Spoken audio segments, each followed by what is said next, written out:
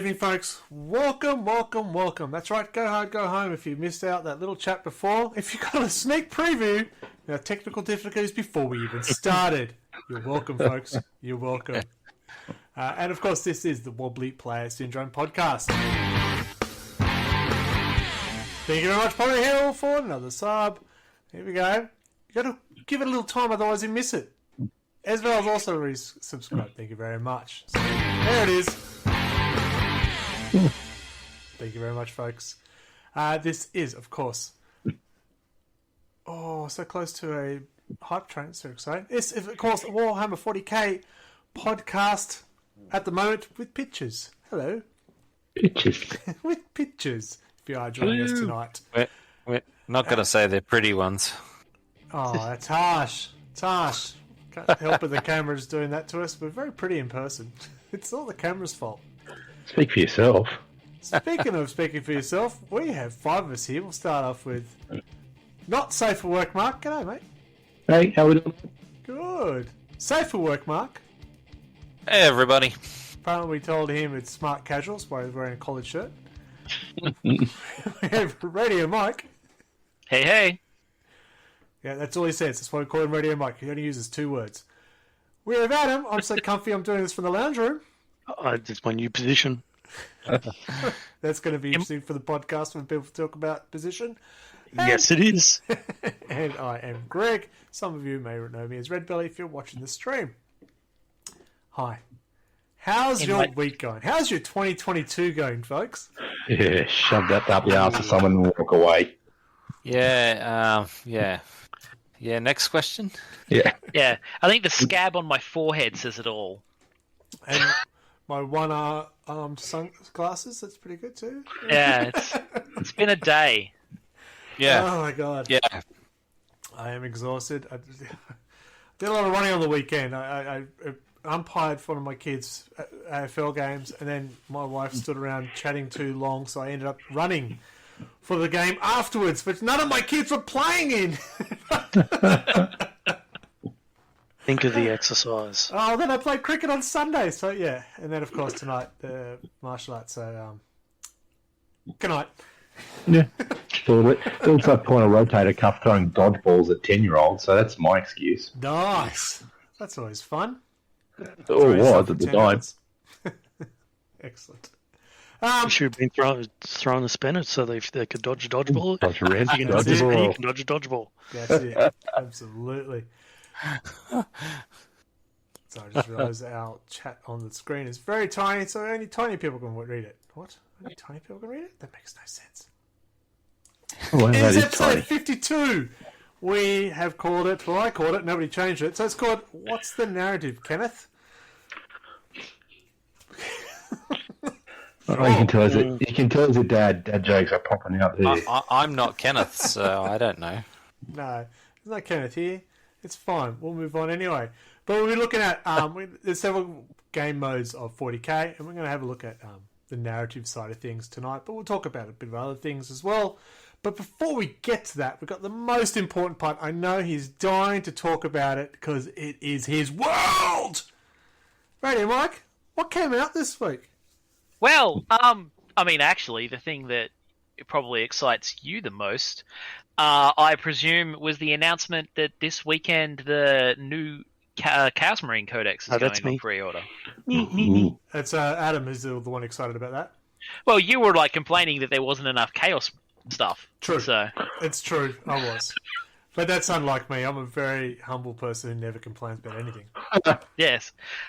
So yeah, there's been a bunch of stuff. Yet I still feel like I've missed some of it coming out.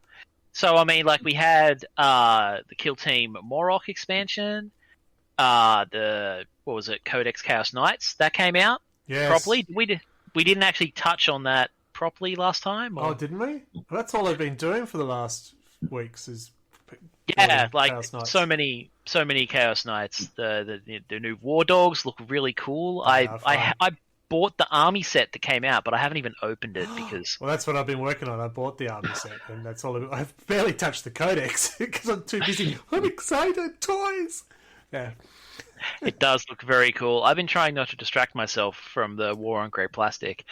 Codex Tyranids apparently came out in the last month. I thought that had already come I out, thought but that already came out. They while. said it was It- for like it came out pre-order this or month. something, and then it vanished, and then it Oh, came back, that's right. and then it That's right. In we had Australia. this discussion. We were Yeah, like, yeah. it was supposed to come out. Why didn't it come Yeah. out? So for Yeah. Australian audiences, it's finally come out. Australia and New Yeah. Zealand finally can get the Tyranids Codex. Yes, that's what it was. Cool. And the Parasite of Mortrix came out. We got a bunch, like all the terrain from the new Ash Waste box for Necromunda came out. Yep. Custoday's Combat Patrol and a Blade Champion and the Gene Stealer Cult dude from that box set. Yeah. That I didn't buy, so I'm glad that those guys are now available individually. Because I was like, I need nothing in that box except the Reductus Saboteur, so I'm not buying it. Yeah. And of Because course- they've gotten me with that one before. Oh, yeah. Absolutely. I think they've gotten us all like that. Yes. Yeah. So, and then we also had all of the heresy. No. Did that come out? So much heresy, yeah. So I don't know if anyone's noticed. Anyone who's been paying attention to Games Workshop's communiques recently might not have seen the subtle messaging that there is a new edition of Horus Heresy that has come out. The Michael, new Age what of is Darkness that? box set full of delicious plastic beaky marines. Yeah, the Beacon Marines. Very. G'day, Joker. Yeah. They had. Yeah, It's a 2-week pre-order. Which I thought was Wow. hilarious. It was a 2-week pre-order, and a lot of stuff was sold out before I even got a chance to even look. Not that I was that keen, but yeah. Fortunately, I got a stockist to put some aside from me, so Yeah. I didn't have problems with that. But yeah, so like the Liber Astartes, the Liber Hereticus, they're doing like a full book with like each side in it now, which is kind of cool. And all of the new upgrade sets for the special and heavy weapons. That new heavy assault tank, the Kratos, which looks really I saw cool. that. It's pretty mad looking. It is mad looking with the mad looking price too. Anyway. Yeah. The new Demos Rhinos, which is awesome to finally not have those in resin. They reboxed the Mark III tactical squads and Mark IV tactical squads in boxes of 20. Yep. Although they still have the full tactical box sprue, so they do have heavy and special weapons in them, unlike the Beaky Marines. Do we know what scale those are? They're the same. Like you mean the Mark VI Marines? So they are they actually the same as Firstborn. like firstborn scale, or They are firstborn, but they're closer in scale to the modern Chaos Marine models. So they are a little taller than the old firstborn models, but that scale creep is normal. Yeah, isn't it Yeah. more that they're standing I up was just straight curious. as opposed to crouching over their gun? They're standing up a bit more Yeah. straight. Primaris Standing on are their tippy still noticeably bigger than them. Mm. And Azak Araman came out. I think previously he was only in one of the box sets with the Mark IVs or Mark IIIs. And we got a bunch more stuff went up for pre-order last weekend. The Nephilim Grand Tournament Mission Pack. Yep. The Book of the Outlands, which is what I was excitedly ranting about before we started, because I wanna get my Gorkum Walker on in the new Yeah. Necromunda. You can buy that Cargo 8 Ridge Hauler, the land train thing, which you can buy the separate trailers as separate boxes. That's going to be a very expensive thing to build a whole giant thing of. Yeah. The Squat Gang came out that Greg hates. I'm cards not for all alone. those dudes I'm not came out. alone on that. Sorry? I'm not alone on that. Those helmets are ridiculous, and I'm not alone on that. There are a lot of people who don't like the helmets. Yeah. I'll be curious to see if they have like the combat hats that they're wearing in the artwork, if that's an option on the sprue, or if that helmet is the only thing.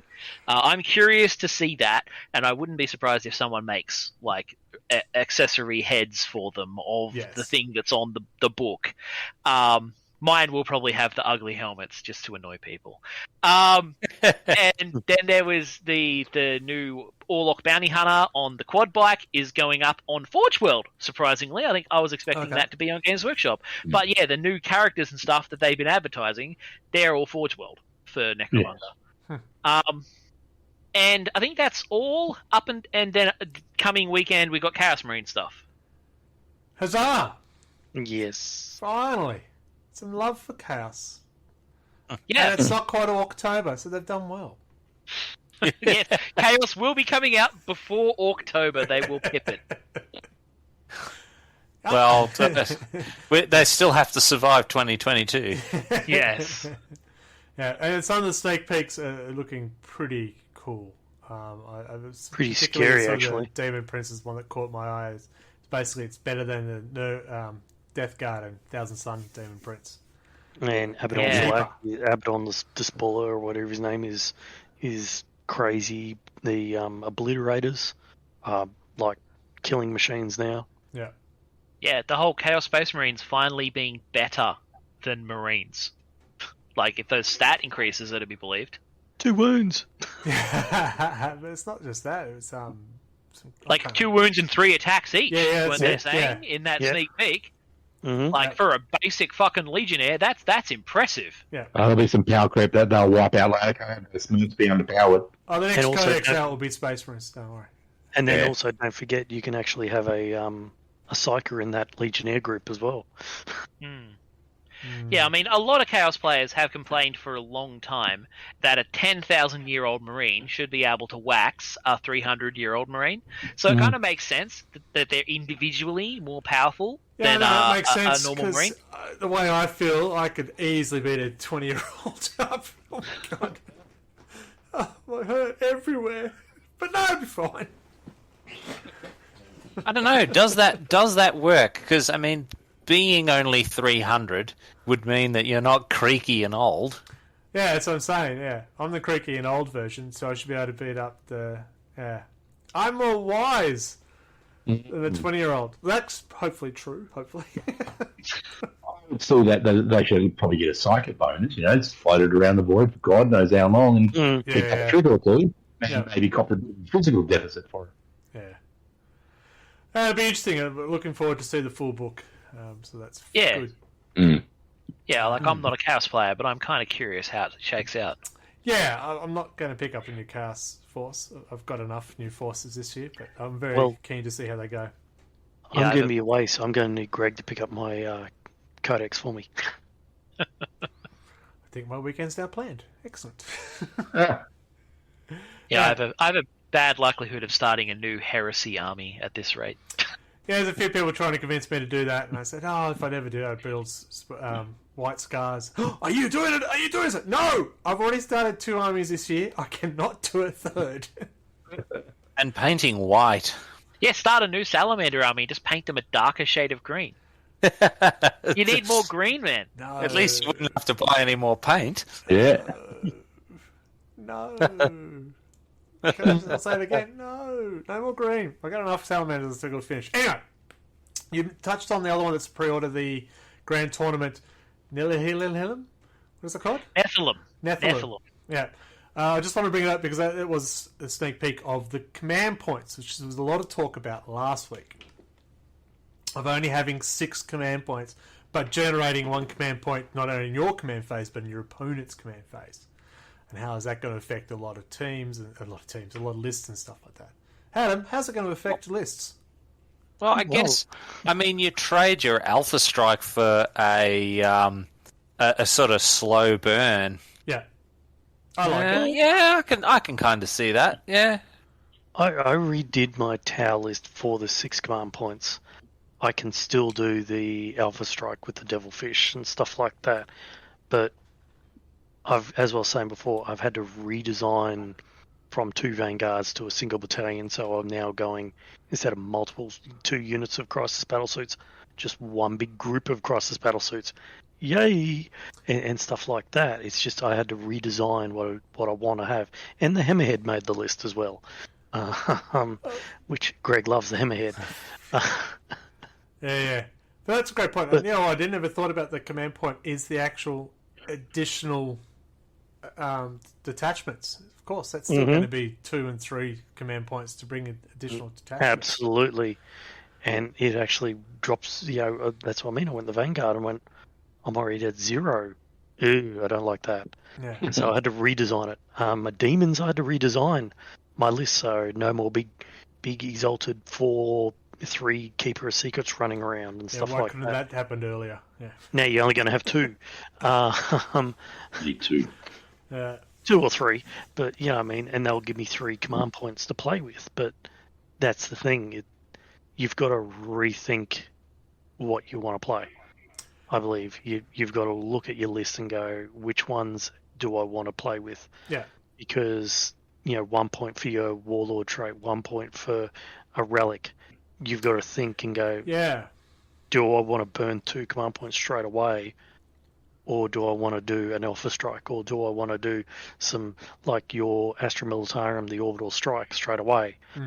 Or those things could, have to make you think. Those strategies at 3 CPs or 2 CPs are now, do I really need to play that? Yeah. But saying all that, look, it changes my wish list, absolutely, because I run around with 3 relics, 3 warlord traits. Can't really do that very much anymore. But we want to be clear, this is for grand tournaments. If you're playing for grand you can choose to play. It is designed for grand tournaments, I should say. You don't have to do it. You can play your normal Eternal War and stuff like that. But if you're playing a grand tournament, those are the rules you will be following. So, for most people, probably won't affect it, people. And we absolutely finish games in like 30 minutes, 40 minutes. Yeah. Easy. I just wanted to touch on that. I don't want to go to full conversation because that's not our topic and we've got other very exciting things to talk about. What do we do now? Hobby! All over it, hobby. Let's go into the hobby. It is Adam with his Croissant of Doom is the first one up. Oh, my Croissant of Doom. I did him last Friday. It took me all day Friday. The Battle Barge, Tank Day. There was my Tank Day one, the Annihilator Barge. I've done almost 2,000 points of Necrons in about 2 or 3 weeks. I also did the Warp Smith from the Alterac box or whatever it was. I can't remember what box set it was. For the Chaos Space Marines and the Eldar one, I did the Warp Smith, painted him, and the Chosen from that as well, the 5-man squad of the Chosens. Yeah. But yeah, as I said to Greg tonight, I said, the Necrons, I've just 2,000 points, painted them all out. It's a different painting style. It's a different painting color scheme. I've done a lot of corrosion, made them look rusty. It's a different way to paint, and I'm enjoying it. It's just a different change. Yeah, you've got a lot done too, which is impressive as well. Yeah. The only thing with Necrons is whenever I see that fluoro green plastic, I always think those old-timey Lego space. That's not the color. That's not that. That's the Tesseract Glow. Yeah, that's paint. You don't get those green things anymore. No, they're gone. Really? Yeah. Yep. Yeah, Wow. they got rid of them like in 8th, didn't they? Basically. Yeah, 8th was the last one I picked up where they had them in it. Yeah. So that's pure Tesseract Glow or Well, you've done well. Or Moot Green.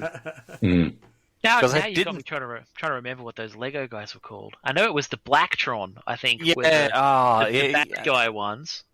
Yeah, and it was the Or bad something. guys that had all the fluoro green looking domes and stuff. Both sides had it. There was fluoro green everywhere. It was great. Yeah. I We're loved it. moving on because we're going down a wicked path. All right, so as I said, I haven't really got much completed in the last month. I've been painting my Chaos Knights. And painting with white, or grey, in fact. You can see there they all are. That is 2 Warhounds and the Abomination and the Devastator in their pieces, their skeletal form.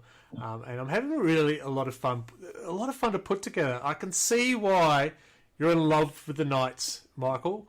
They're really well designed and how they fit there, and that slides in there and it moves. And I'm just going, I really thought about this. This is impressive. So I've really been enjoying that. Done some work on Salamanders, did a little bit of work on Thousand Suns, did a little work, but I have been focusing mainly on the Knights. I haven't got as much airbrushing done as I'd like, but again, the blue down on the guns, you can see the weaponry. I'm happy how some of that's come out. There'll be still some more layers to go on. I do like the burn effects on your guns. Oh, Yeah. thank Your you. bronze and everything They like look that. good. Thank you. I'd hope I'm pretty good at it, considering I had salamanders. But yeah. Yeah, but it sometimes the technique doesn't scale up to a larger piece like a Titan weapon. So you've done quite well. Why, thank you. Yeah, they're looking pretty good. Jeez. What I am going to challenge myself with is do some weathering and some chipping effects on the big knight. So that could ruin the models completely, or I'll be a genius. So let's fingers crossed it's the genius, right? Mad luck. Yeah. I've watched a few things to try and get that right, so we'll see how it goes. Michael? Yes, you've got lots of stuff. Have I? Well, yeah, I built a whole bunch of Orlocks because Ash Wastes showed up, so I was building Orlocks. Oh, those guys are they're not actually for this; they're for D&D. I know, ones. but I wanted to show them off because they're very cool. They are very cool. And I painted my speeders, which were my unit for the War on Grey Plastic last month. One of each of the different types of speeder. That's my Tank Day tank. Well, actually, no, it wasn't the one that I built on Tank Day because I was painting my other one, but that's my Arakurian Stormblade. Yeah. We discussed this earlier. The Gladiator Reaper I've been painting for the War on Grey Plastic, which I'm yet to finish this month. And then more Orlocks that I was building, because I've been building a lot of Orlocks in the last month. Very excited for Ash Wastes Necromunda. Yeah, so if everyone missed that, Tank Day was the 15th? Yes, Tank 15th. Day was the 15th of June. It is every year. Never skip Tank Day. Yeah, unfortunately, I didn't get a chance to do. Wednesdays is a day I can't do hobby. Unfortunately, it fell on a Wednesday. So, whoops. Almost in range. I can almost get my tank. One day I'll have Oh, a I thought Tank you were going Day to be again. always arranged, slap me upside there for missing Tank Day.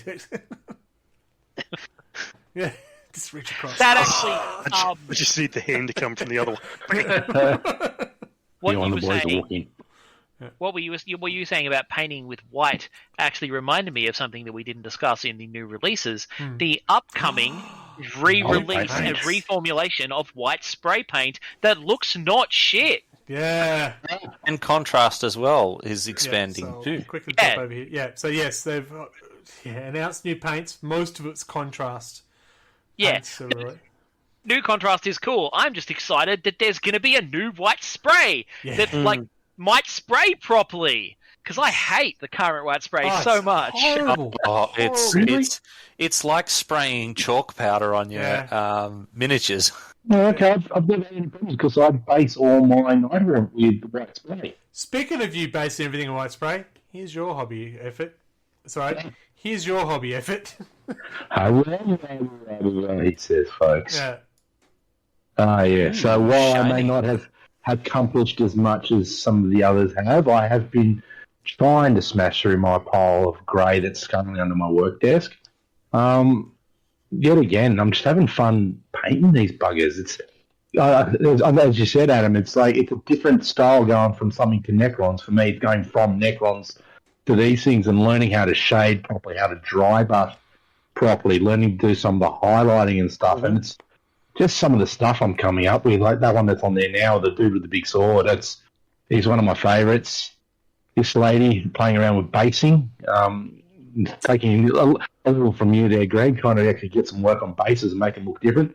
But I'm going to now name this style with my spirit host. They were my filthiest fuckers ever to build. Queen is the most fragile bitch I've ever touched. Spirit host was. Oh, yeah, the spirit host, they were just so fidgy. But the Briar Queens, as soon as you put a brush against her, she just fell apart. And it's so frustrating. But I'm happy with the way the colours came out on them. I really like the basing, I gotta say. They're looking great. It's the first thing that appeared that popped out to me is the base, which is strange. But I like the miniature, of course, as well. But yeah, I think the basing's come out really well. Thanks. I've gone from that just plain black now to actually trying to do something. It's like they're ghosts in a wasteland. I will try and make it look like it. Yeah, that's good. You know, they look really cool. Every time I see those models, man, they make me want to pull out Nagash and finish painting him. But No, Yeah, the Trying to well, stay on target. one I really want to get it on, and I'm going to do it one day. Is Adam gifted me the black coach, and I want to get the techniques down before I try and build that, because that's going to be hopefully a masterpiece for me to finish up on for the Nighthawks. You're fine. Mm. Oh, excuse me. You'll be fine. Alright, cool. So that's our hobby progress. Some did a lot more than others. I'm enjoying the bits that I haven't finished, but I'm still enjoying it. So leave me alone. Speaking of leave me alone, let's go to battle reports. That makes no sense. Shut up. Alright, so normally we would have Anthony here, but he's not here. I don't know if it's because of this battle that he had against Chris. It was Eldari versus Grey Knights. The models are looking fantastic as the Grey Knights, as always. You have to check our Facebook page up, because Chris does write up a really sweet little battle report with story behind it, characters and stuff. It's great.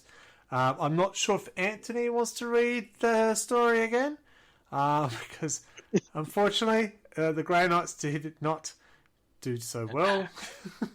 But it was a close one, I think. Actually, no, this was pretty only close game. 5 It was point 5 game, points, wasn't it? wasn't Yeah, it? 5 point game. So this was actually much better. Chris is still one that we all have to play against him more often and beat him more often. Just saying. Yeah. It's just all my frames are out of whack. It's crazy. So yeah, you can see some good shots there. So yeah, this was a close match. 5 points between it. Have a look at our Facebook page to get the full rundown of how the story went. I really enjoy reading the battle reports from Chris. Yeah, we need him to do all of them. Yeah, Writes them up well. yeah, it does. It's quite entertaining. And the other game was my Draconian Witches versus Adam's Keeper of Secrets, plus this other fodder you have. And you can talk about it, because I don't need to cry in public.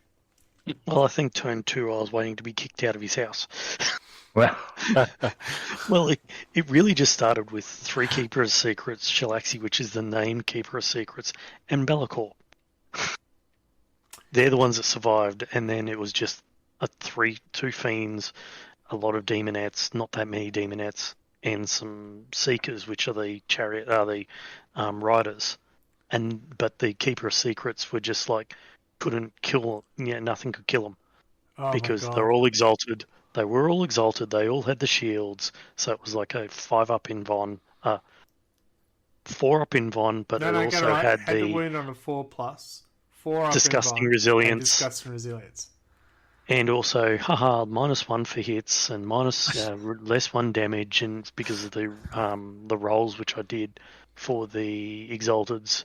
What less one It was attack? just now. Also, within saying this was a list that Greg gave me and mentioned to me, I think, in January, saying, Yeah. hey, this was an ITC list. And I went, I have this at home. And they had Furies in the list. And I went, I don't like Furies. Dumped the Furies and found another Fiend or something like that. And it had more Demonettes. And I had more Demonettes. They had more Fiends. And I went, I don't like their list, but I like the idea of the list. And we ran the list. And Greg will sit back and agree that it's a definite tournament list. Oh, It was absolutely. definitely. Yeah, so my witches, unfortunately, the last 2 matches they've played have been against tournament lists, and it showed in the results.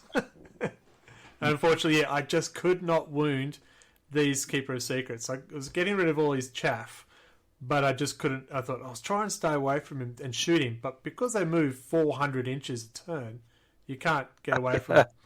I didn't get turn 1. I didn't get advantage on turn 1, so Greg got it, and I really wanted it because it would have been. I would have had a Red turn Rover. to shoot. Yeah, there wouldn't have been any shooting. But yeah, it was.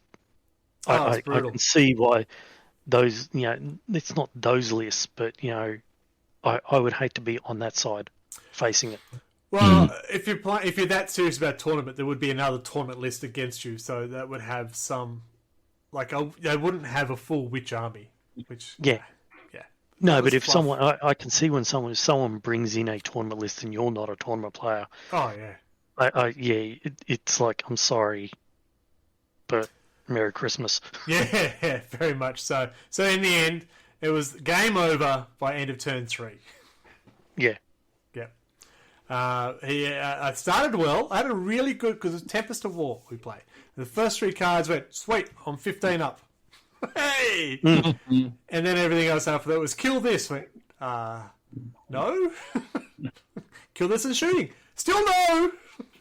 And I had nothing left on the table. It was brutal. Just brutal. But there you go.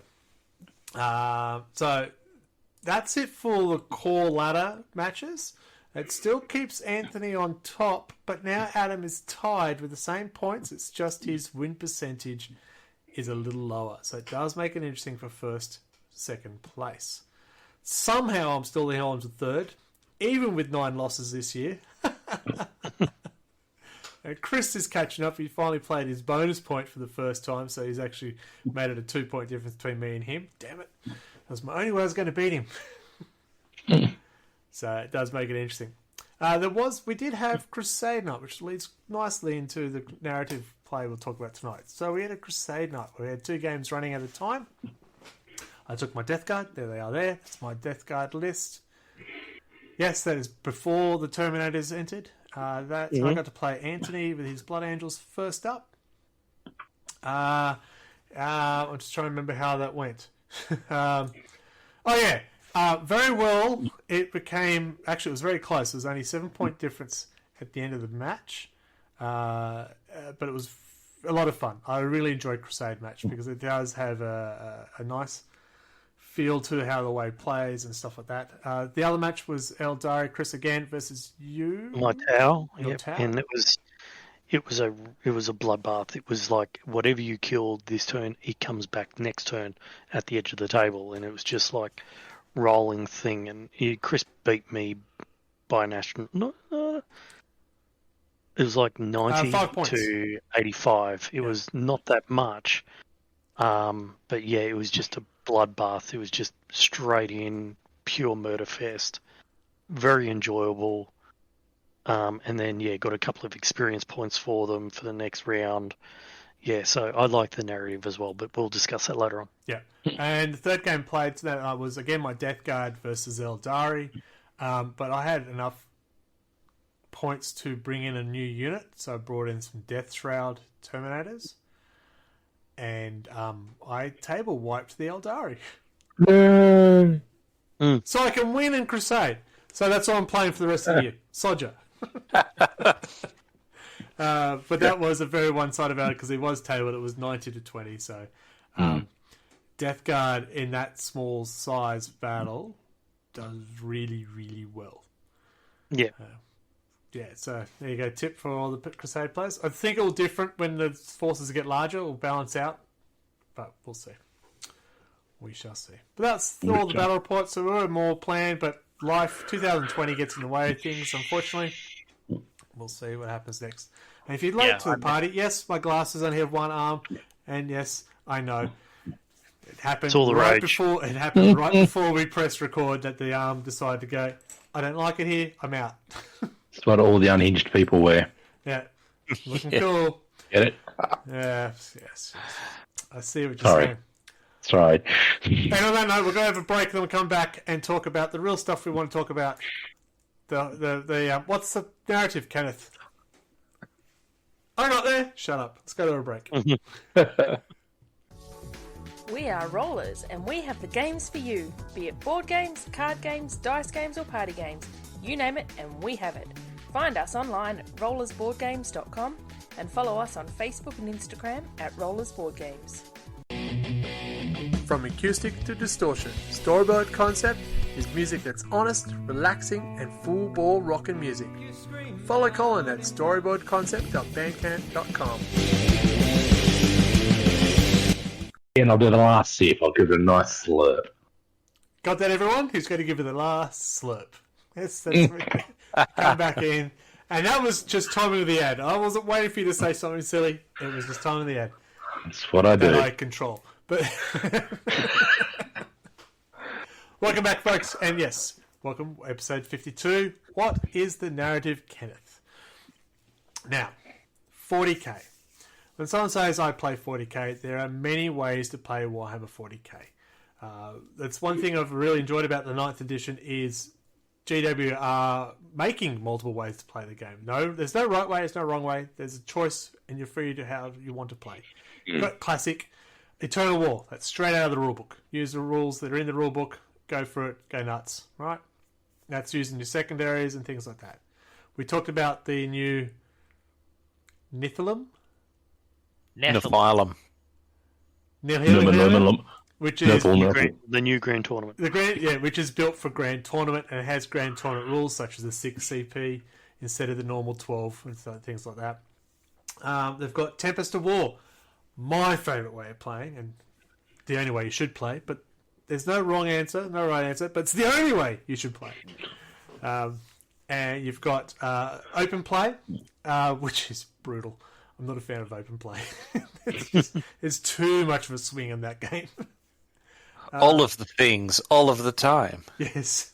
All of the places. Of course, you've got Crusade, we just talked about, which is your story-driven. You start small, you build up your characters with experience points, and so on. And you've got narrative play, where you talk to your friend or foe about, let's reenact this, and stuff like that. I think we wanted to focus on the narrative play. I think that sort of leans more into the Crusade and that side of the game. You can correct me if I'm wrong, folks. You are here too. You're allowed to speak. We also have Kill Team as well. You can do narrative Kill Team as well. Yeah, so they've made Kill Team, and if you go to the other ones, you've got Necromunda, Warcry, and all these other different ways to play games. Excuse me. Kill Team is, of course, more 40k than all the other ones I just said, so ignore those. I'll wipe those in the editing. Shh. Yes, the editing. I'll mark the time down when I did that. Because we're professional. Says a man drinking out of a phone box. Yeah, it's got no lid. It'll be fine. Bigger on the inside. Yeah. Leave that alone. It's big as a house. Yeah. No one gets that reference? Good. It's probably good. So, we talked about Crusade. Now, the difference between Crusade. Who wants to tell us what Crusade is for the people who don't know? I nominate Adam. Yeah. Right. So Crusade is you start a really basic army, 25 power level. It's more no longer points. It's going into power level side because it's easier to go to escalate it up. So picture your starting force, Rag Bones, starting very small, and then you're slowly building them up with battle honors. Your commanders, technically, if you start with 25 power level, you do not have enough requisition points to give a warlord trait or a relic. So he's practically just a brand new leader. So can you imagine a brand new form? Aspiring champion, you could say. What's that? An aspiring champion, you could say. Absolutely, but he's just starting. So you've got practically almost a patrol, and you just build up, and then you build up to your unbelievable, your warlords can, one shot a Titan or something like that, in the storylines and stuff like that. It would probably never happen, but you can do that. And as they go up, they gain experience. And every time they gain experience, they get, different skills or weapons. And then also at the end of the game, so they build up to 200 power level or 150 power level, I think it was. I think you capped ours at 150, didn't you? But you can keep going as big as you want. But also at the end of every game, anyone that took damage or got wiped off the table takes, you have to do a battle test. And then they can actually either lose all their experience or lose their movement, half their movement speed, or their weapon skills degraded and stuff like that. So it actually helps you build your story and your soldiers and your units and stuff like that within a storyline. So you can sit back and go, good old One Eye over there is there. Yeah. And that's what he's there for. That's why, back in 25th game, he lost an eye. That's why we all call him. And everyone has a story.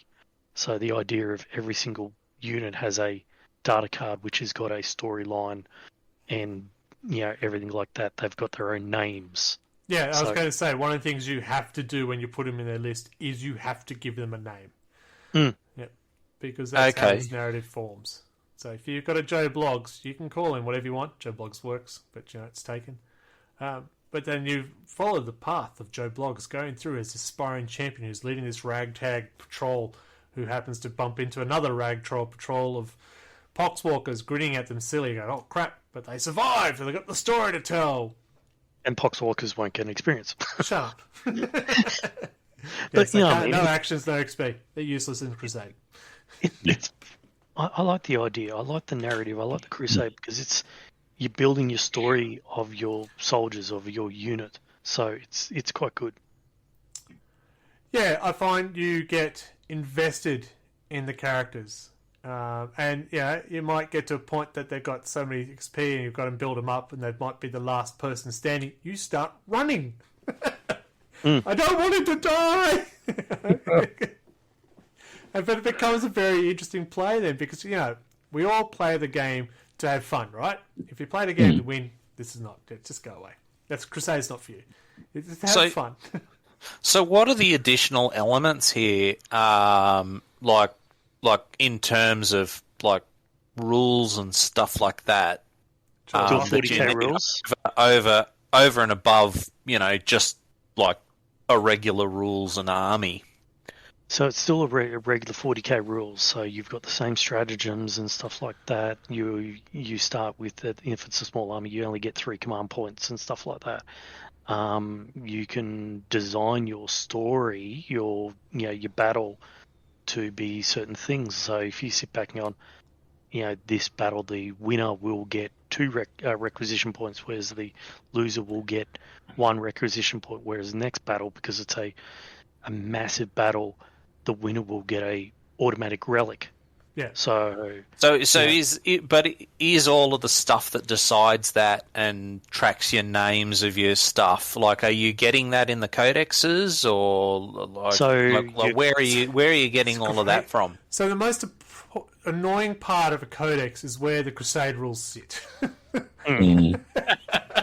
But also, so yes, they're in the codex in a very inappropriate place. If you don't have the codex, you can use the core rulebook, which has got a big codex section in there, which has got the data sheets and stuff like that you can actually reproduce. It actually says Games Workshop's allowed approval for reproduction for your own personal use and stuff like that. So that's there already. And then the core rulebook has specific relics for an entire other thing, but then you can actually go and get the Crusade book, and if everyone's running from that Crusade book from where to go, you can start the storyline, and it's a storyline based driven, but it's also up to like a dungeon master to run the Crusade to decide this battle. The winner will get a relic, so you really want to win if you can. Yeah. Or you need a loser, like a Necromunda arbitrator or something to run the campaign. Exactly. But then you also you could even benefit and go, the loser will get a relic. So it's up to however you want to do it. Yeah, there's a really cool part for each faction as well, that they have to choose for each sort of battle is their agenda. What are they trying to achieve in this battle? So there's a mission, right? The mission might be go discover this relic, go dig up something, you're walking along, you bumped into someone, survive. That's as simple as that. But you also have an agenda. I just grabbed the Drakari book from behind me. Like, their agendas are pretty brutal. Like, capture people to torture, keep a captive tally. So they've got to work out how many people they kill in combat because they're actually taking them away for the pens and stuff like that. So it's that's for very Drakari sort of style. Yeah, the Tower's got ones with this like kill everyone in the first turn or in the last turn. Every time you kill one in the first turn, you get that unit gets an experience point automatically, or every beacon that you do, you get an experience point, and it's an agenda. So it's like, picture it as your secondary objective. There is no secondary objectives. You only have the mission specific and whatever your agendas is. And you've got to keep a tally of what actions your characters do. And units. It's not all characters. It is very unit driven as well. So if you've got a unit of 5 Marines and they gain experience, they will get a special ability. I can't think of the word what it's called. They go bloodied. Bloodied. They level up. They get bloody, which means they might get it increased. What else? What do they get? They can have a requisition for that unit, I think. They'll get. They've got a couple of options. You can get every single weapon will go up by one AP. Yeah. And that unit carries it, so they can show that they're a veteran unit because they've lived longer, they've experienced longer, and things like that. But I just want to go. One of the favourite ones on the agenda is the Drakari. You know the Drakari. They're very selfish people, right? One of them is called take credit. So every time someone else gets experience, they take the credit and get an experience point for it as well. Nice. I love it. No, I did that. That's so also if you've got an army that doesn't have a codex, 9th edition codex at the moment, you can use the core rulebook. Yeah, it's got agendas for your agendas, for your relics, for your everything like that as well. So you don't need to have a 9th edition codex to run with.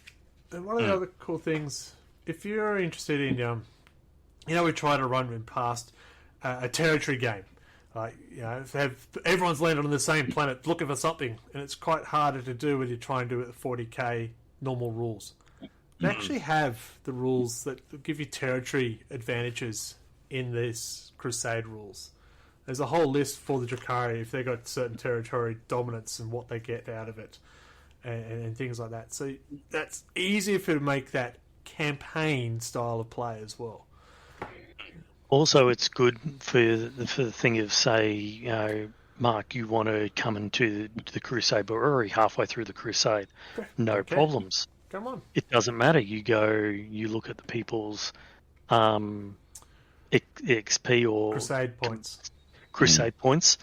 And then it's like divide by half, and then you get more command points than Greg, and then what you can do is you can boost up your army with your command points. Yeah. Okay. So it's a lot. They've kind of made it fairer. Like, all right, Greg's army will be having a lot more experience because they've got AP and their leader is, super buff. But hey, you've given them like multiple warlord traits and multiple relics and everything like that because you can. So the chance of taking him out first will be, guaranteed. So you can bring someone that has no Crusade, has just started with the Crusade, can jump halfway through, or even jump into the end. It doesn't matter. And you get to customize that army the way you want to play. Like, I have got a fair amount of points in my army so far, because I've played, I think, one more game than most. Oh, two, because you started a new list. Yep. I haven't bought a warlord trait. I haven't. All I've done is increasing my force instead. So I'm going for more bodies than trying to boost up a character. I'm saying, we're going to requisition. Well, basically, I wanted to get rid of the poxwalkers. It's the real truth. Because once they're on your list, they're on your list. You can spend points to get rid of them. And if you bring them back, they had come back with no XP and stuff like that. So you do build a list that way. I learnt the hard way, don't do poxwalkers. They're not worth it. So what happens if you've got a small group, like, 5 of us, whatever, 2, 3, 5, whatever, one player continually wins and they start getting, as Adam was saying, the artifacts or the more requisition, but does it end up working out that one player becomes massively OP to the other? So everyone still gets a requisition point if you lose. Yeah. So it just means that sooner or later you're going to play with someone that's at the same level as, like, the same requisition points as you. You can hold off experience, like, requisition points to save up a big unit, whereas he's winning a lot, meaning his guys are getting experience. So he's blowing his requisition points on increasing his power level. And don't forget, every time one goes up, he goes up a power level. Correct. So they become more expensive. They become more expensive, whereas your army is not as expensive, but you're banking your requisition points, and then you can only bank 5 requisition points. So you go, right, I'm going to bank these 5, spend 2 to go up to 10 command points, and I'm going to bring this big unit, and next thing, you steamroll him. Gotcha. I haven't actually read the rules yet, but from what you were saying earlier, I assume that if someone's winning more games and getting more of the shit, they're going to have a higher Crusade point total. Correct. Yes. So their opponent will receive the benefits, the Necromunda style giant killer bonus, where the underdog gets some mechanical benefits. Well, you'll get more command points. It's basically more command points, which means you get access to more stratagems. You get more, which can be quite useful if you don't have a lot of command points at the start. And that's why we had Chris, because he was like behind Greg the last time, and I went, well, all right, you get another 3 command points on top. And he goes, oh, so he spent relics and warlord traits and was going crazy. It still didn't really help him. Yeah, he tried, but because Death Guard just went up to him and just went bop, because it was Eldar, and as soon as I got into combat, it wasn't because there was a lot of him. It was simply because I finally got in combat and he couldn't run away quick enough. Well, I mean, you're always going to have a little bit of that because, again, I mean, not every side has a codex or hasn't had the updates for their stratagems or their, warlord traits and all of the other random stuff that just gets updated through the course of a game, really. Yeah, and you're going to learn. I mean, as I said before, I think, especially Eldari, I think when he gets more requisition points, his army gets bigger, he'll be able to bring in more aspect warriors. Like, he couldn't do that with the lower points, so he was limited. Because you still need to have a legitimate detachment. So, patrol would be the key one for the lower ones. You can't just have one no HQ, 408 elites. It still needs to be a still going to be Battleforged. Yeah, thank you, Battleforged. Yeah. But you can start your army with at 15 power level and a warlord trait and a relic, which will get you up to the equivalent of a 25 power level army, or you blow it all and get up to 25 power level. Yeah. But the idea is you customize it. If you've got a good, I'm going to say GM, not DM, because we're not all in dungeons. With GMs, they could customize it as they want it. You know that horrible slow grow we did a couple of years ago? Horrible slow grow. I don't remember being so bad. Shut up. Shut up. I had fun. Shut up, all of you. I think if we had the Crusade rules and that sort of agendas and stuff like that, the balance might have been there more so. The story-based missions would be really good with the Crusade. Yeah. Because then you're actually coming into a story-based thing. I think it's good if people and because then instead of, you can make a fluffy list. Yeah. Oh, look, I'm going to run with these. And you go, well, why are you running this? Well, that's what my commander likes. Yeah. Well, it's nice to it is nice to be able to put together that and having the framework there available so that you can run like a narrative campaign. Yeah, is really good. I mean, for mine, I tend to prefer just to do like custom missions and stuff like that. Yeah, the open play, narrative play. Sorry. But then what you can do is with your narrative missions, your open play narrative within Crusade, you can sit back and go, right, yeah, and that's what I mean. You can sit back and go, right, yeah, guys, tonight, this Crusade mission, the loser gets the relic. And you're going, oh, I really want to lose, but I don't want to lose. You know what I mean? Or you get a relic for losing, but you get 2 requisition points for winning, and you're going, oh, which one do I really want to do? Do I want the requisition points, or do you want the relic for free? Yeah, for me, I'd be going for the requisition points and that. I want a bigger army. That's what I mean. There you go. I know I would sit back going, but then if you lose and you're going to win, you still got something out of it, but you still get 1 requisition point and a free relic. So you sit back going, win-win. As I said, it's something you can get really invested in your army because you start... you've followed this person throughout all this squad, throughout all these battles, and look at you're writing down, like, you got to keep tabs of how many enemies they killed, not just for the battle, but for the crusade that they're playing them for. So you can see how they've been gone and stuff like that. There's even a part as... it's a bit like a red guy. Yeah, yeah, you do. Like, I've now got a point that my virulence points... you can't be Mortarian's Anvil. You can't be one of those sects. You actually get virulence points, which will create your own, what are they called? Chapter. That'll do. Yeah. So I've got the virulence points up to a point that I'm now called the seeping pox ridden lesions. That's mine. That's what they're called. And that's because that's how it was randomly generated. It wasn't me picking it. It was randomly generated. So, and it has. I'm seeping. So if I'm close to you, you're going to get penalised because all these pox riddens will get you. But I've also lesions, so I also can hurt myself at the same time. So it's got a nice counter effect on how to do it. And I really enjoy it. I also do like the other side of the battle scars and stuff like that. You know. Yeah. If anyone's played Blood Bowl, you know how much you can get invested with each star player. Think of this for 40k. That's what it is. You go, this guy's got all the points. Oh no, he's about to get hurt. I'll spend all my rerolls to make sure he lives. Yeah, like we actually played. We put a lot of rules like that into a previous Heresy campaign we played, and I really liked the way it made me change the way I played my army. Like I'd be like, oh, I've got a couple of levels. Like my Praetor is leveled up. He's got a bunch of stats, and I'm in this situation. I'm like, I could charge over there, and I might win the battle. But I'm far more likely to get fucking annihilated, and then he has a good chance of dying, and I've got to start again. Yeah. So I'm like, do I charge in and go for broke, or is discretion the better part of valor, and my leader's about to fuck off? Correct.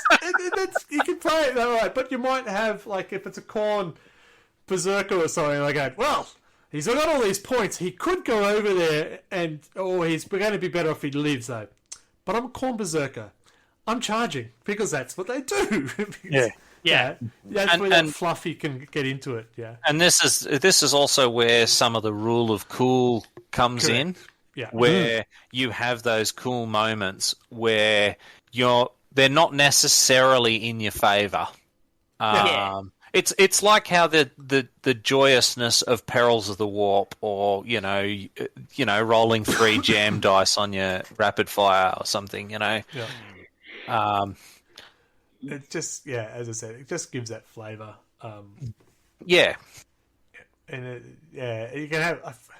As I said, we play to have fun, and you can have a good big 40k game, 2,000 points, and you have events happen. You go, oh my god, I can't believe that happened! I rolled 3 1s and stuff like that. But at the same time, all right, that army lost. Yeah, I'll build a new list next week. Yeah, this one. Oh, this list. Oh, how am I going to build this? What am I going to do? He's hurt. Oh, no, do I keep him? Do I not keep him? He's missing a leg. Do I get him a mono wheel? I don't know if there's a mono wheel. There should be for an orc player. Yes. Yeah, it just gives that extra level. And I love that. For me, I love that type of game where I can... It's not just the game on the table. It's also the aftermath of the game. So I'd be sitting at home going, oh, I don't know about him. Do I bring someone else in? No, I'm going to keep him and just build that character up and all the units and say, how do I want to play that? What do I want to do? Do I want to keep him? Poxwalkers, they're out! Yeah, it's all the stuff that I love about Gorkamorka and Necromunda and Blood Bowl, but kind of sprinkled into 40k, which is pretty cool. Yeah. It was in 8th edition, but it wasn't really the rulebook didn't really explain much about Crusades and stuff like that. It was 9th edition. It actually did have Crusades in it. So there's always been narrative play. But that's the sort of... There's no real rules for that. It's basically, let's reenact something. Or, well, it's not even that. It's really just take a couple of armies and throw them together with, the objectives and things that you want. Yeah. And yes, it's very freeform and everything like that. And if you're prepared to put the effort in to construct a mission and do the objectives and all of that sort of stuff, you can have a really good time. I mean, look at our Starship Troopers battle as an example there. That's sort of a really good test case there, where you go, okay, well, we have this. Events happen during certain turns or when certain events happen and things like that, and we can make it all fluffy, and we can say, right, don't bring any Titans, or don't do this, or do that for whatever thematic reason. But the other thing that you have that's the sort of, I guess, the double-edged sword on that is that you've actually got to be prepared to put in that level of effort to actually just invent all that stuff from scratch. Whereas with the Crusade, you've got it's like a toy box. You've kind of got elements you can pull out of, out of the book, and you can go, yes, I want that. No, I don't want that, and throw it together. And it doesn't have somebody sitting for a month thinking about how to balance a mission out or whatever. Yeah. It's just sort of, hey, if I chuck all this stuff in, it'll work. Yeah. Like, it's the 40k equivalent of, like, writing your own D&D campaign versus using a pre-written module. Yes. Yes. We've been talking a lot about D&D. What podcast is this? No, it's very true. As I said, there's many ways to play 40k. As I said, I love playing Eternal War. Not Eternal War. Tempest. What's that called now? Tempest War. It's Maelstrom, let's be honest. It's Maelstrom. I've always loved playing Maelstrom. For me, it works well because I have to be more on the fly with the secondaries than build a list for a secondary because I'm not good at it, apparently. I like the randomness of the Maelstrom ones. The drama that can happen is that, oh no, I need 5 points, I got no way to get it. Yeah, I enjoy the way it encourages you to build a flexible list and play in a flexible way. It discourages that I have built a hammer, I can hammer nails kind of approach to army building. Yes. Yeah. So, and then I think this is another level again. Now, it's called What's the Narrative, Kenneth? And we've really talked about Crusade. But I think if you're looking to find a way to play a consistent narrative for your 40k, that's probably the biggest part, the consistency. You've got a storyline that follows through. Crusade, pick it up, look at it, get involved.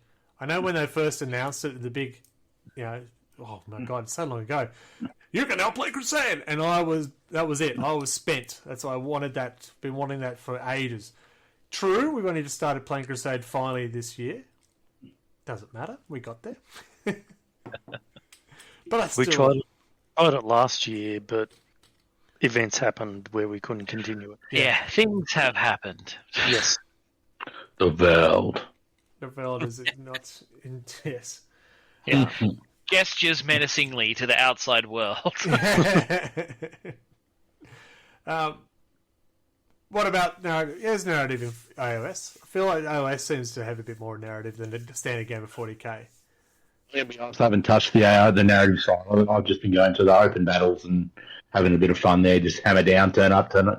Who am I going to get smashed by this week? So my army shit. And, but I am aware that the narrative style is actually building. It is building and getting better. I don't know whether it was the template for the 40k version or vice versa.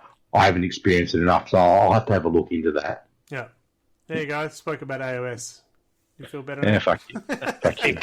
Fuck you. I'm going to leave this part out. Yeah. AOS has almost gone the other way because when AOS first came out, it was only narrative play. Yeah. Yeah, okay. Yeah. With no points. Yeah.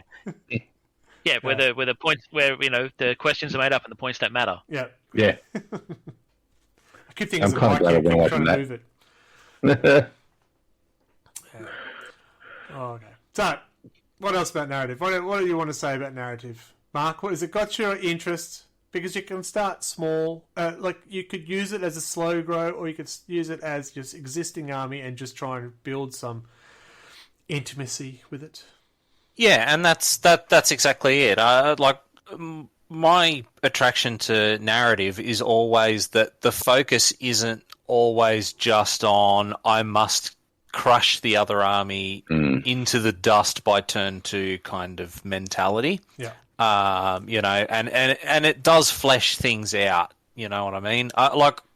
Winning is nice, obviously, but I always remember those games where I had some cool event, or there was, you know what I mean. Like you'll have a game where you paced someone and you don't remember it, at all. You go, I won, but I can't remember what I did. Whereas, when you've got that last guy hanging on by one wound and has managed a lucky boxcar roll that like just decimates something, you always remember that. Yeah. We didn't touch on that, but at the end of each Crusade battle, you do have to give a player of the match, as in a unit of the match award. So who stood out? Who's the MVP? That's the one, Yep, MVP. Yeah. So that's kind of cool. Greatly built for those. I've just rolled the box. I needed to roll, 12 to win the game. I did it! Ah! Yeah, and so they automatically get it because they're just too cool to school. And I think they get 1 experience or something like that. Yeah. And that found it well balanced. I've played 3 games and no one's over the top with the experience points and stuff. Like, you've got to think about that too. You can have one character get all the experience points, but then you're leaving all your other people well behind and just stock standard. And it makes that character that's got multiple experience points really big the target. first one off the table. Really big target. Yeah. So for me, I've spread it across mainly because I didn't realize that at the start, but that's not the point. Yeah. Yeah, anyone who's played a lot of Blood Bowl knows the dangers of having that 1-star player surrounded by shit players when you play against a team where everyone has skills. Yes. Yes. There it is. My Blood Bowl came out. That's why it's happened that way. Very cool. Yeah.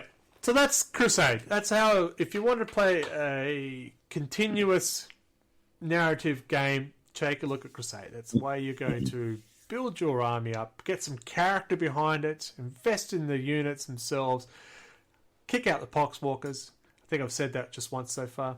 And it gives you an opportunity to try new units as well.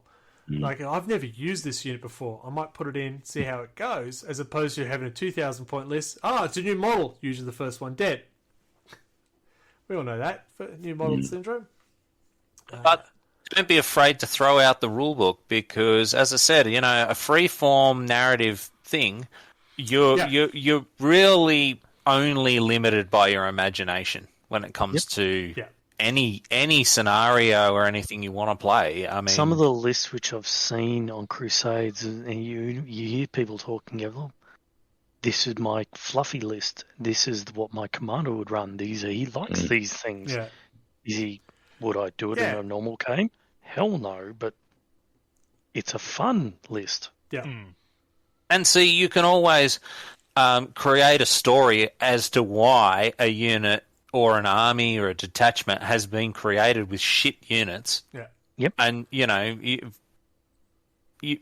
can say the guy pissed off the general and that's what he's been given, and he's been told, right, put up and shut up. And then this is the chronicle of the misfits, And I could physically see an army built, and you go, the general is not even giving you any heavy support. Yeah. Don't even look at heavy support. You only have troops. You've slept with his daughter, and now you're being punished. Yeah. Exactly. Or, any number of narrative reasons can have that. You could have been caught in an ambush and your reinforcements have been blown up to bits and, all kinds of stuff like that. And 40K is one of those things, and I guess really tabletop in general, lends itself to using a bit of imagination. Mm-hmm. Yeah. I think it's a pretty key part there. Is if you want to play tournament play and you build that list to do that, nothing wrong with that. Absolutely nothing wrong. Go nuts. Just don't have 4 bloody keepers in Bellicor, please. But it is worth having a look at the other side of things, where it is less rigid and you can basically have fun with it. You're not in rules lawyering mode. Yeah, and that's a relaxing space to be. It's a good point with the rules, because if you wanted to play that, but without Crusade, if you wanted to play that storytelling, you'd have to play Necromunda or Kill Team. Different rule set. So you've got this whole unit. Okay, I've got 5 people. Doesn't really get me use of my rest of my miniatures and stuff like that. This is 40k. Same rules. Same gameplay rules. Yeah. You can get that Necromunda experience without having to buy Necromunda and Necromunda models and Necromunda terrain. You can use 40k stuff. Yep. Mm-hmm. You go nuts. You get a character who's suddenly missing an arm or something. Model it. You know, maybe not go cut off an arm. Maybe get another miniature without an arm and paint it up. That's my new guy. Yeah. Quote the Necromunda rulebook. Put away those clippers. Yeah. It's the miniature who's boss. But yeah, with the Chaos Spawns, you can become a Chaos Spawn. I can't wait to see what happens. Come on, Demon Prince. Come on, Demon Prince. Chaos Spawn it is. Yeah. and as I said, I mean, this is the flexibility of the system in general. Is that, and it's kind of funny when I first got into 40k. The dream was always, I want to have like 10,000 points worth of minis and stuff and have these huge games that run forever. And as I've approached having point levels of, similar, of what I envisioned, I sort of sit there and I find myself gravitating back toward those smaller games like Kill Team and a lot of these early Crusade stages, because you have that intimacy there because you've got one character and a squad, or you've got you've very, very little stuff, and every model on the board counts at that point. Whereas when you're paying, even a 2,000 point game, you have room for units where you're just like, they're just going to run in and die, and I don't care. That's their job. Yeah. Whereas in the smaller thing, you care more. Yeah. Yep. They don't tend to have your meat shield unit. Yeah. Yeah, and I think there's a fair few people who just overlook that in favour of the tournament scene and everything like that, and they may fall off the wagon very quickly. Whereas investing a bit in the narrative might, it's a more relaxed. And focus is on fun, not on winning. And it's especially good if you've been playing in the tournament scene and you start to burn out, just trying something different. Like, I went from playing CanCon every year, and then I was just hooked up with the Heresy, like their narrative group, playing like really narrative focused games. And it was just so different and refreshing, and it kind of kept me in the hobby. Well, that's a great point. Horus Heresy is now out, and that's very narrative driven, isn't it? It's a set. It can be, battles. Yeah. So can you tell us more on that one at all, quickly? I mean, like it's the same as 40k. I haven't read the new edition rulebook, but I mean it's 7th edition 40k basically. With templates. So the narrative is there because it's just the same kind of thing, like just the open narrative stuff, and the guy running the campaign wrote his own character progression rules for how characters advance and what has a higher chance to kill them. And because Heresy, it's almost the historical wargaming of 40k. You don't tell me the ending. Yeah.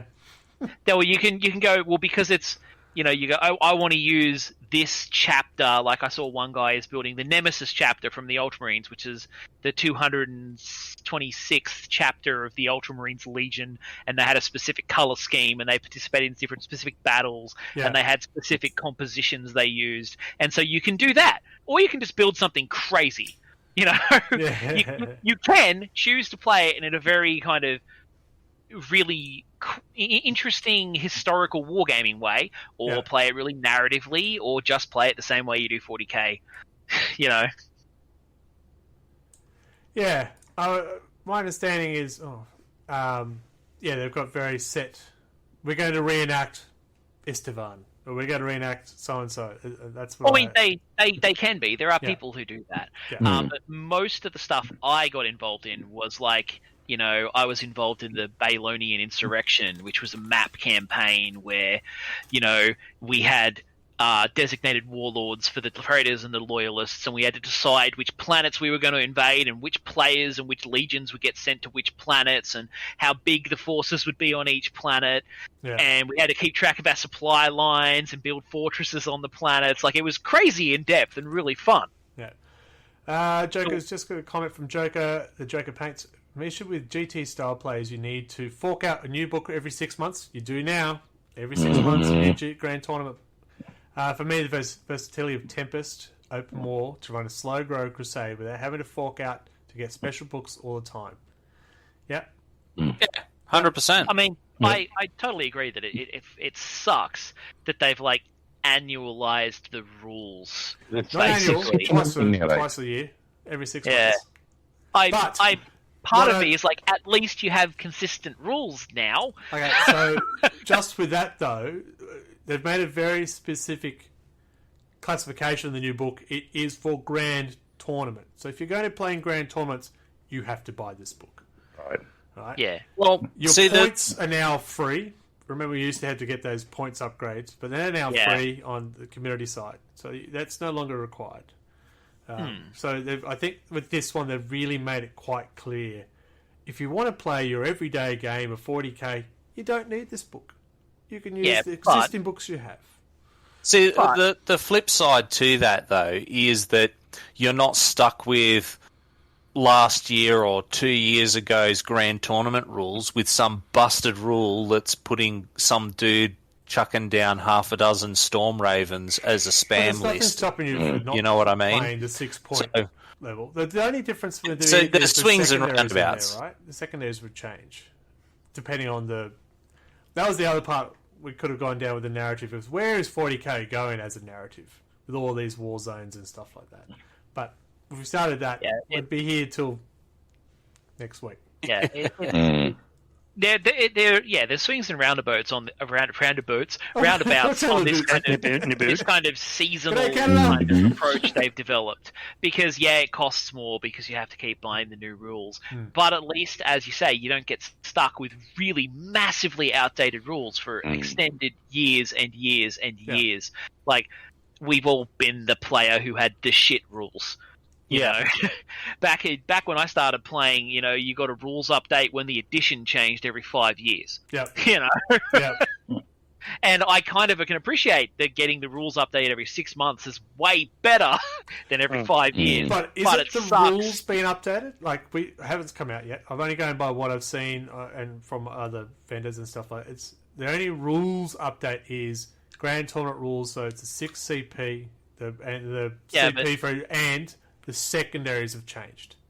Yes, and the secondaries, and they look at, as we said, they look and change the points values, and they've looked at the way CP works and gone, no, that's fucked, and they've changed that. I know that that's separate, but they are still doing regular updates of that, and that's better than not. Yeah, the points values is we now don't have to buy a book to get the points values. That, which is great. Yeah, and again, I mean, this is where you come back to the freedom that is the narrative type of play, where you can just turn around and go, right, no, I don't care about that new book. I'm going to play this set of rules, and potentially, if you see a rule that you like somewhere else, you basically house rule it, and you can hybridized editions and things even. It comes down to what Michael said right at the start. What was that first thing you do for a game?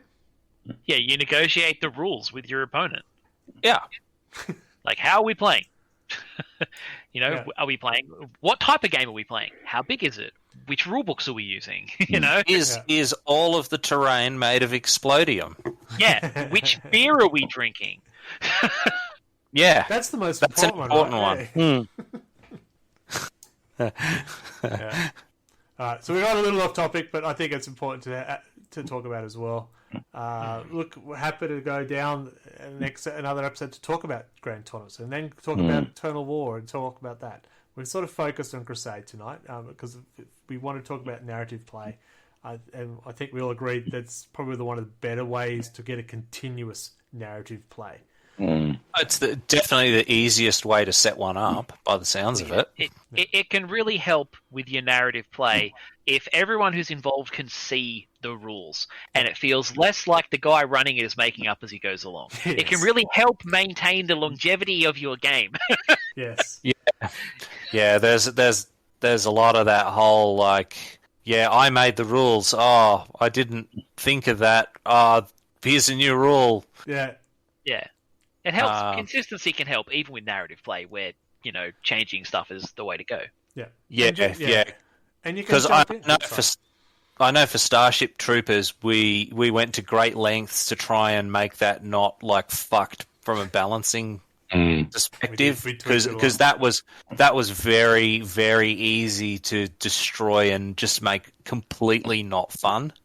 Yeah. So And with the Crusade, yeah. you can jump in at any time. Yeah, and it's got the mechanisms in place to keep it fair and Yeah.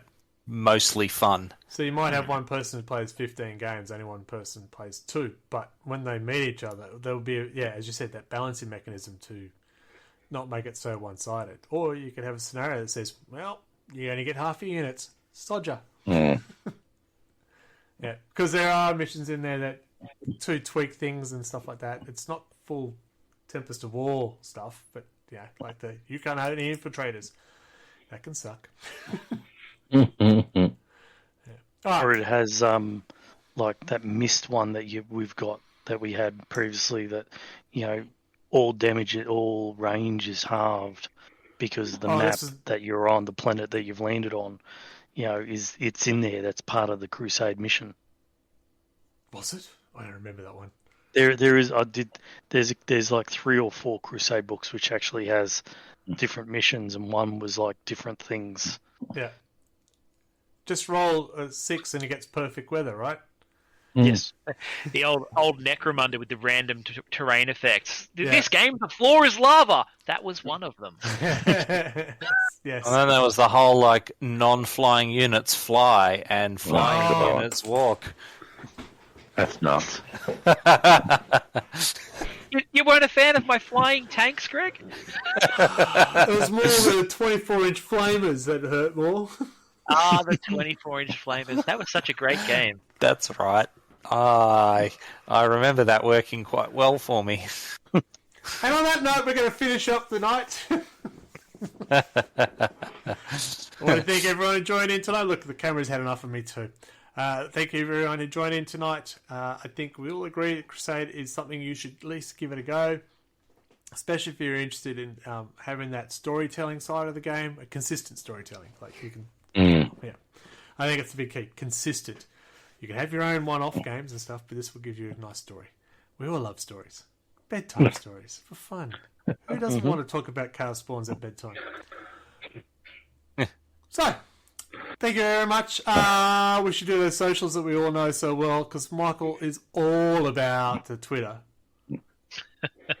You want me to, as in you want my Twitter or you want the RLG Twitter? You can do both, mate. Oh, okay, yeah. Well, it's at RLG Oz Gaming. Yeah, it is. What about yourself? Yeah. Myself, I'm at Dirty Scotsman, although I don't do much on there. No, Dirty Scotsman. Yeah. Mark, what about on Instagram that you use so much? Oh, I still don't know. Not safe for work then. Maybe RLG 40k. What about yourself? I've actually had my old Instagram tag brought off me, so I have a new one. It is now Monolithic Stuff. What is it? Monolithic Stuff. Right. Did you say something about your old one? Yes, I bought off me. Someone bought it off you. Fair enough. The guy was, funny enough, a miniature designer. Fair enough. It's a bit of a thing lately. Brand integration, just finding people who beat you to a name and buying it off them. Yeah. Yes. So Monolithic Stuff is mine. I will update my Twitch details. Okay, cool. I'll have to update the credits on this as well. Facebook, Mark, the other one. RLG 40k. Hey, he's all over it. Look at that. Look at this head wobble too. Yeah, I got this one. I'm going to fail. I'm just trying to remember what's left. YouTube. Oh, I'm going to fail at that. Hang on. Can we at least wait for 5 seconds? Wait to come around. Isn't it something like RLG Gaming, Real Loud Gaming? Yeah, betcha. RLG Real Life Gamers? Real Life? Yeah. Real loud. Real Loud. Real Loud. Something like that. Oh, that's a misprint. Real Loud Gamers. Wow. Yeah. Professionalism, 52 episodes of it. You're welcome. And of course, you can find me here on the Twitch channel, Red Belly. Hoping, I think, Monolith, this one here, he thought he might start using the RLG Twitch channel, so stay tuned. Oh, what? You said something about 7 Days to Die?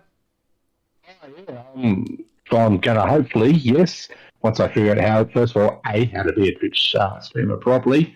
But yes, on one of the servers that I play on, it's bound to have a reset soon. So hopefully I can do that because it's got some really savage mods on it. So hopefully you'll see me on some 7 Days to Die streams. Sounds good. Cool. You can find me, of course, Tuesday and Thursday Hobby Nights here on Red Belly Twitch channel. My Instagram is redbellyblack. Oh, I've got to remember my other stuff. I have other stuff too. Twitter. It's really good. I know it. That bird website. That bird website. Red Belly RLG. I could have guessed it and I would have got it. Bloody hell. I think that's everything. I think we've done it all. We're all good. Excellent. Good. We're going to get out of here, folks. Thank you for joining us. Say goodnight, Marks. My rules See yous. What was that? I got to see you. Don't be a dick. Adam, say goodnight. Say good night. I also say goodnight, and I'll see you on a Tuesday or Thursday night, of course. Good night, everyone. Radio Mike, take it away. So, there are many ways to play, but there's no wrong ways to play. Just options, because we're all individuals. So forge that narrative, and join us next month for more Wobbly Player Syndrome.